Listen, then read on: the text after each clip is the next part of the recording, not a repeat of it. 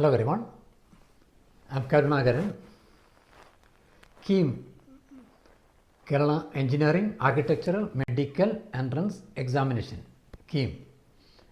കേരളത്തിലെ engineering കോളേജുകളിലേക്ക് BTech പഠനത്തിനും architectural കോളേജുകളിലേക്ക് BArch പഠനത്തിനും ഫാർമസി കോളേജിലെ ബിഫാം ഡിഫാം പഠനത്തിനും വിദ്യാർത്ഥികളെ തിരഞ്ഞെടുക്കുന്നത് KEAM എൻട്രൻസ് പരീക്ഷയിലുമാണ്.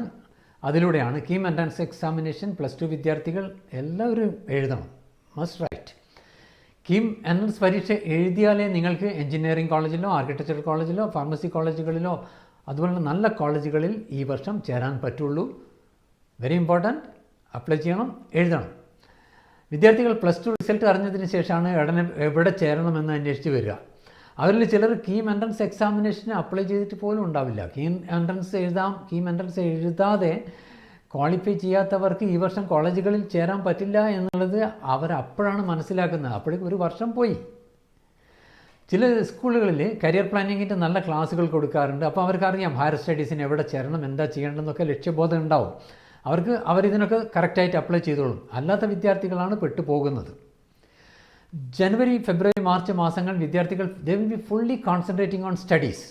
അവരുടെ ശ്രദ്ധ അതിന് മാത്രമായിരിക്കും. ആ സമയത്ത് പാരൻസ് വേണം ശ്രദ്ധിക്കാൻ. അപ്ലൈ ചെയ്യേണ്ട ദിവസം, KEAMന് അപ്ലൈ ചെയ്യേണ്ട ഡേറ്റ് വരുന്നതും അതിനെപ്പറ്റി വേണ്ട സ്റ്റെപ്സൊക്കെ എടുക്കേണ്ടത് പാരൻസാണ്. അപ്പോൾ ഓൺലൈനിൽ കമ്പ്യൂട്ടർ ബേസ്ഡ് എക്സാമിനേഷൻ ആയിരിക്കും. അപ്പോൾ വൈകിട്ട് 2 മുതൽ 5 ഏപ്രിൽ 24 മുതൽ 28 വരെയുള്ള ദിവസങ്ങളിലാണ് പരീക്ഷ നടക്കുക. വൈകിട്ട് 2 മുതൽ 5 വരെയാണ് പരീക്ഷൻ്റെ സമയം. അറിയിപ്പ് ഉടനെ വരും. +2 വിദ്യാർത്ഥികൾ +2 കഴിഞ്ഞ് അതോട് എല്ലാവരും പഠനം +2യിലായിരിക്കും കോൺസെൻട്രേറ്റ് ചെയ്യുന്നത്. അവിടെ നിർത്തരുത്. കാരണം അത് കഴിഞ്ഞ ഉടനെ ഒരു മാസം കഴിയുമ്പോഴത്തേക്ക് KEAMൻ്റെ എൻട്രൻസ് എക്സാമിനേഷനാണ്. അതും ഈക്വലി പ്രാധാന്യമുള്ളതാണ്. അപ്പോൾ ഇതേ പഠനം അവിടം വരെ കൊണ്ടെത്തിക്കണം. അറിയിപ്പ് ഉടനെ വരും. അപ്ലൈ ചെയ്യേണ്ടത് ഫിസിക്സ്, കെമിസ്ട്രി, മാത്തമാറ്റിക്സ് നിന്നാണ് ക്വസ്റ്റ്യൻസ് എൻട്രൻസ് എക്സാമിനേഷന് KEAM എൻട്രൻസ് എക്സാമിനേഷന് ക്വസ്റ്റ്യൻസ് വരിക. ശ്രദ്ധ വേണം, അപ്ലൈ ചെയ്യാൻ വിട്ടുപോകരുത്. It will be before the examination. അടുത്ത ദിവസങ്ങളിൽ അപ്ലൈ ചെയ്യേണ്ട ദിവസങ്ങളാണ്. അപ്പോൾ എൻജിനീയറിംഗ് റാങ്ക് കണക്കാക്കുന്നത് KEAM എൻട്രൻസ് മാർക്ക് നിങ്ങൾക്ക് കിട്ടിയ മാർക്കും +2ന് ഫിസിക്സ് കെമിസ്ട്രിയിൽ കിട്ടിയ മാർക്കും രണ്ടും കൂടെ ഈക്വലി കൂട്ടിയാണ് നിങ്ങൾ ഇതിൻ്റെ KEAMൻ്റെ എൻട്രൻസ് റാങ്ക് പ്രിപ്പയർ ചെയ്യുന്നത്. ആ റാങ്കിങ്ങിൽ ഇപ്പോഴുള്ള നിങ്ങളുടെ പഠനം ടോപ്പ് സ്റ്റഡീസ് ആണെങ്കിൽ you will be scoring high mark and your rank will be on the top. അത്ര നല്ല റാങ്ക് കിട്ടുന്ന കുട്ടികൾ കിട്ടാൻ പോകുന്നത് അവർക്ക് ആ ചോയ്സ് അതാണ്, ഇഷ്ടപ്പെട്ട കോളേജ് എടുക്കാം.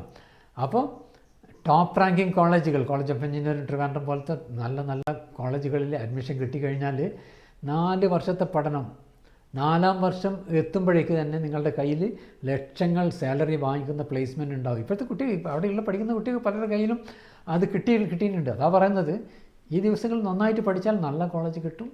ഉറപ്പായും 3 വർഷത്തിൽ 4 വർഷത്തെ പഠനം, 4-ാം വർഷത്തിൽ നിങ്ങളുടെ കയ്യിൽ അപ്പോയിൻമെൻറ്റ് ലെറ്റർ വരും. ജോലിയുടെ അപ്പോയിൻമെൻറ്റ് ഓഫർ ലെറ്റർ കിട്ടും. അപ്പോൾ ഈ ദിവസങ്ങളിലെ പഠനമാണ് ഏറ്റവും ഇമ്പോർട്ടൻ്റ്. ഇനിയുള്ള ദിവസങ്ങളിൽ ഈക്വലി +2ൻ്റെ മാർക്കും അതുപോലെ തന്നെ അത് കഴിഞ്ഞിട്ട് 1 മാസത്തെ പഠിച്ചിട്ടുള്ള എൻട്രൻസിൻ്റെ മാർക്കും. അപ്പോൾ ഫാർമസി കോളേജിലാണെങ്കിൽ ലക്ഷ്യമെങ്കിൽ KEAM എൻട്രൻസ് എക്സാമിനേഷന് ഫിസിക്സ് കെമിസ്ട്രി മാർക്ക് മാത്രം നിങ്ങൾ പരീക്ഷ എഴുതിയാൽ മതി. എൻട്രൻസിൻ്റെ റാങ്ക് കണക്കാക്കുന്നത് ഫിസിക്സ് കെമിസ്ട്രിയുടെ മാർക്ക് മാത്രം നോക്കിയാണ്. +2യുടെ മാർക്കും കൺസിഡർ ചെയ്യില്ല. ഫാർമസി കോളേജിൻ്റെ കാര്യമാണ് ഞാനിപ്പോൾ രണ്ടാമത് പറഞ്ഞത്. അപ്പോൾ പേരൻസ് അടുത്ത ദിവസങ്ങളിൽ ഏറെ ശ്രദ്ധിക്കുക. നോട്ടിഫിക്കേഷൻ വന്നാൽ ഞാൻ വീഡിയോ ചെയ്യാം. അതിന് പുറമെ വിശദ വിവരങ്ങൾക്ക് പ്രവേശന കമ്മീഷണറുടെ വെബ്സൈറ്റും സ്ഥിരമായിട്ട് പാരൻസ് നോക്കുക.